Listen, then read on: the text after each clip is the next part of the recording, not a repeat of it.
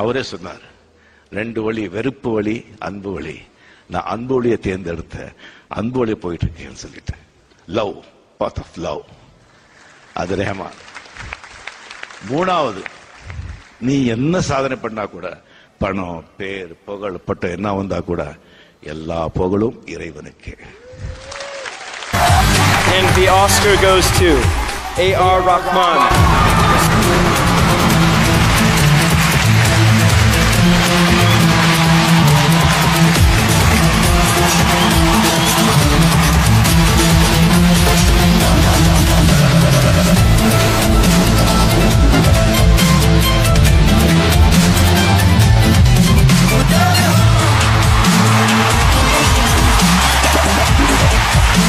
Something in Tamil which says, "Ella pugalam iravanukku."